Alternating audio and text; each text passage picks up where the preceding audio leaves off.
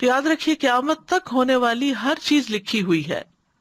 الم تعلم ان اللہ یعلم ما فی السماء والارض ان ذلک فی کتاب ان ذلک علی اللہ یسیر.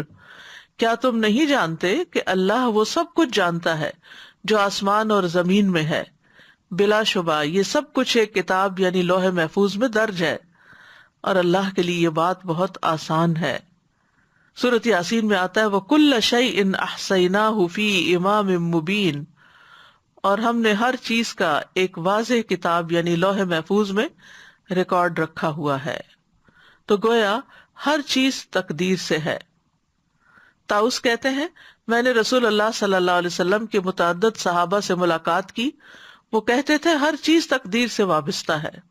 یعنی صرف انسانی کی تقدیر نہیں بلکہ ہر چیز کی جو بھی اس کائنات میں پائی جاتی ہے، اس کا آغاز کب ہوا، اس کی انتہا کب ہوگی، اس کا فائدہ، اس کا نقصان، سب کچھ لکھا ہوا ہے.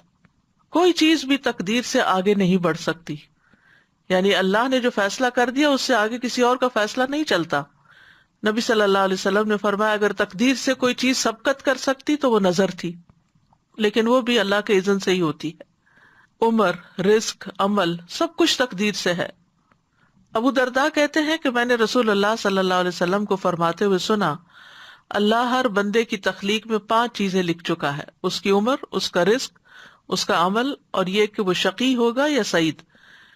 بعض لوگ یہ باتیں پڑھ کر یا سن کر یہ سمجھتے ہیں کہ جب سب کچھ لکھا ہوا ہے تو پھر ہمیں تو کچھ کرنے کی ضرورت نہیں.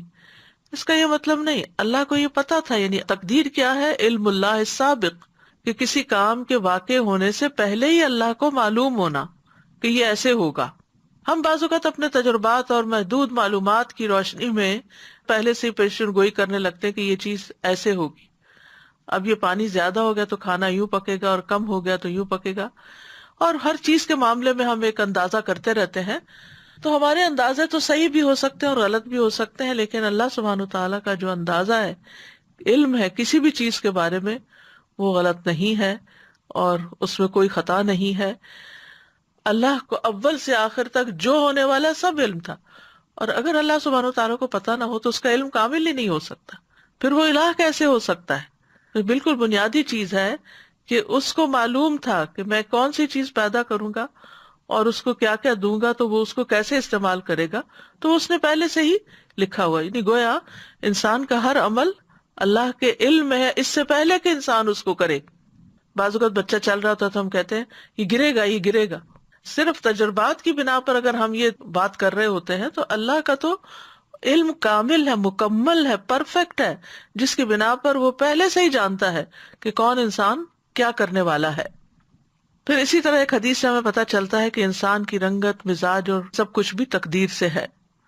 رسول اللہ صلی اللہ علیہ وسلم نے فرمایا بے شک اللہ نے آدم کو ایک مٹھی مٹی سے پیدا کیا جسے ساری زمین میں سے جمع کیا تھا.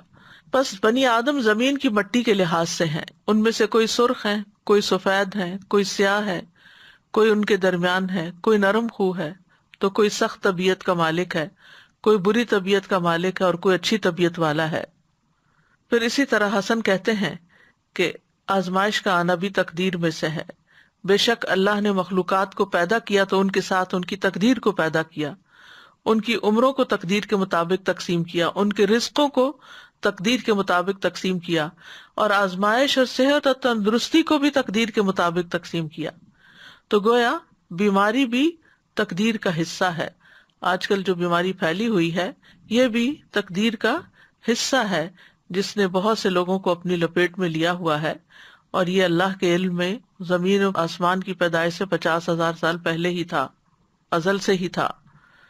پھر اسی طرح اخلاق بھی اللہ نے تقسیم کیے ہیں، جیسے رزق تقسیم کیا ہے. اسی طرح عقل مندی اور بے وقوفی بھی تقدیر میں سے ہے.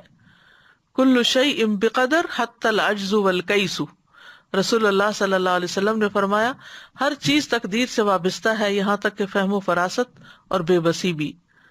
پھر اسی طرح اولاد کا ملنا، موت کا وقت اور جگہ کا مقرر ہونا. پھر اسی طرح تقدیر میں جو لکھا ہے اس میں نہ اضافہ ہو سکتا ہے نہ کمی ہو سکتی ہے. لیکن اس کا یہ مطلب نہیں کہ انسان احتیاط نہ کرے اور پریکاشنز نہ لے، کیونکہ اللہ سبحانہ تعالیٰ نے انسان کو ارادہ اور اختیار بھی دیا ہے، اور یہ بھی تقدیر کا حصہ ہے کہ اس کو جیسے باقی رزق ملے ہیں تو یہ رزق بھی ملا ہے، اور پھر اللہ کو پہلے سے ہی پتا تھا کہ یہ اپنے ارادے اور اختیار کو کس طرح استعمال کرے گا۔ اور پھر بعض اوقات ہم سوچتے ہیں کہ پھر اگر سب کچھ لکھا ہوا ہے تو ہمیں کوئی احتیاط کرنے کی کیا ضرورت ہے؟ نہیں، ایسا نہیں ہے۔ مطرف بن عبداللہ کہتے ہیں کسی کو ایسا نہیں ہونا چاہیے کہ وہ اونچے پہاڑ پہ چڑھ کے خود کو نیچے گرا لے اور کہے کہ یہ میرے رب نے میری تقدیر میں مقرر کیا، بھلا اس کو پہلے سے تقدیر کہاں سے پتہ چل گئی؟ بلکہ اسے احتیاط اور کوشش کرنی چاہیے اور بچاؤ کرنا چاہیے۔ پھر اگر کوئی تکلیف اسے پہنچے تو یقین رکھے کہ یقیناً اس سے کوئی مصیبت نہیں پہنچ سکتی مگر صرف وہی جو اللہ نے اس کے لیے لکھ دی۔